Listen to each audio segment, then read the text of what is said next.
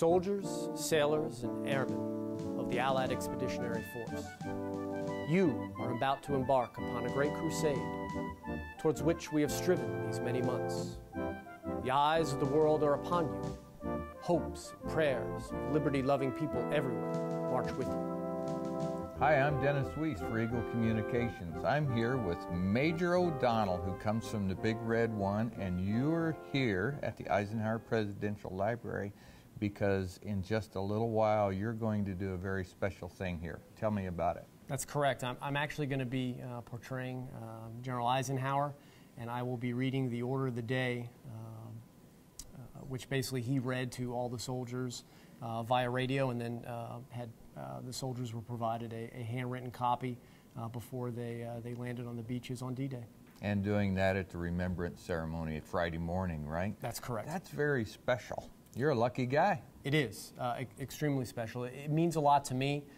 General Eisenhower has, although not born or raised in Pennsylvania, he comes from Pennsylvania Dutch ancestry. I myself was born and raised in Pennsylvania, so there's sort of a linkage there. Also had the unique opportunity to serve as a member of NATO, the North Atlantic Treaty Organization, in both combat and in peacetime. And obviously he was, then he was SACEUR, the Supreme Allied Commander of that organization. So sort of have that linkage there, is very special to me personally. That's a great honor, and I'm sure that folks who come Friday morning will be very happy to see somebody who will stand and read the Order of the Day that General Eisenhower gave on D-Day. Very cool. I hope so, and I will be out of this uniform and will actually be dressed in a period uniform. So hopefully the weather cooperates too, and it's a little cooler. I think in the wool uniforms they tend to be a little bit hot. They are a little hot, but they'll stand the heat. I can tell you that. Now the weather was a little iffy that day too. It was indeed. They had spent a week bouncing around, waiting to cross the channel. So I suppose a little rocky weather here would be appropriate. I know it's very interesting, sort of the similarities with the weather, that day as it appears to be this coming week. Tell us about your day job over at Fort Riley, and also what the Big Red One's going to be doing here on D-Day plus 70.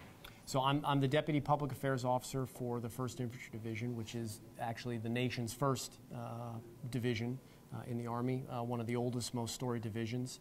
And we'll have representatives, in addition to myself, that will be here for the festivities here at the Eisenhower Museum and Library. During the Remembrance Ceremony, we'll have a band, we'll have a color guard.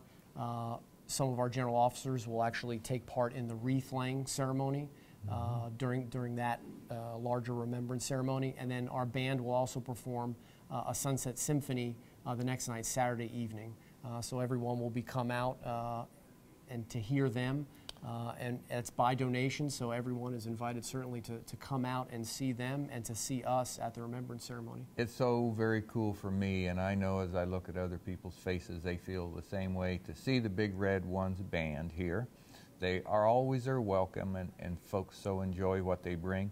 But to have them with the Salina Symphony, that the Symphony at Sunset is going to be a special experience this year. Very much so, and to have not only the 1st Infantry Division but the Eisenhower Museum, in the state of Kansas, here in everyone's backyard. I mean, that is something special, and I would encourage Kansans and non-Kansans alike to come out and visit those sites. It doesn't necessarily have to be on D-Day. Certainly, we want to see everyone out there during these various events to commemorate the 70th anniversary. But we are open. The base is an open installation, so please come visit us. Please come visit this wonderful facility that we're standing in right now.